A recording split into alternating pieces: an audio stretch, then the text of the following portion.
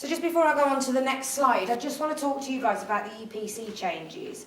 A few of you were here at the last seminar, and I'm hoping that all of you are aware that MEES, which is the energy efficiency standards to do with energy performance certificates, came into force on the 1st of April 2018.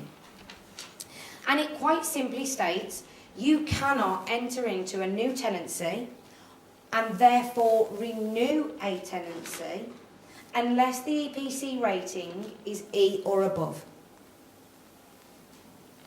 This has caused me countless hours of headaches because I think in total I've found at least 120 of our managed portfolio that fall below that grade.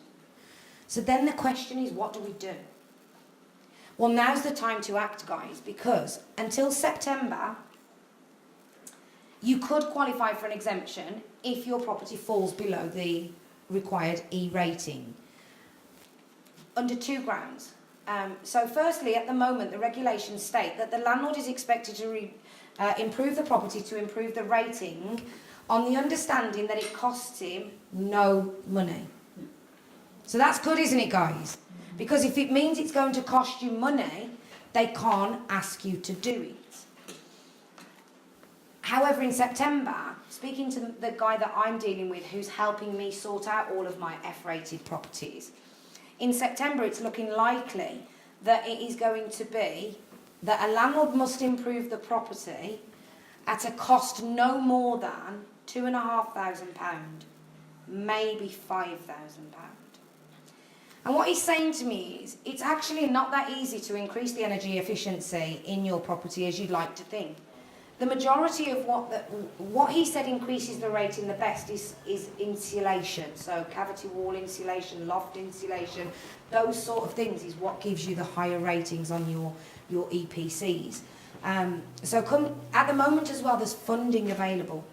There's funding available for both working tenants and those that are on benefits. It's also available for landlords.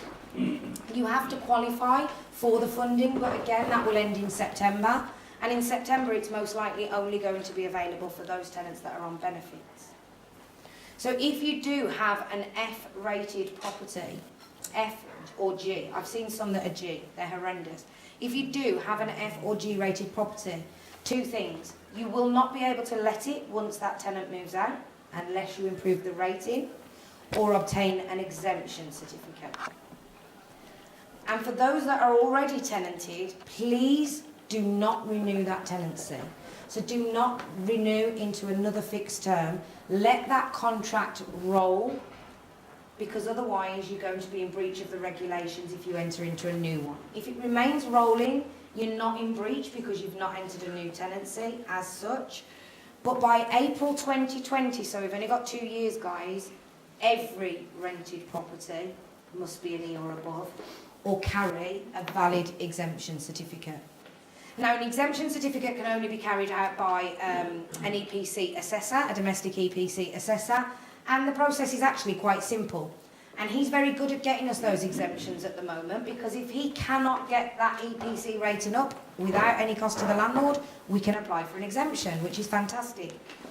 And the exemption, the beauty here, guys, is the exemption lasts for 5 years. So even in 2020, we've got 3 more years after that we're okay to rent that property out and continue to do so. Now, some of my property managers and also a lot of landlords have said to me, so what happens if I've moved somebody in or I've renewed a tenancy with a rating of F or below? One of the things you have to give to a tenant and be able to prove that you've given to a tenant in order to serve a valid Section 21 notice is a copy of the EPC.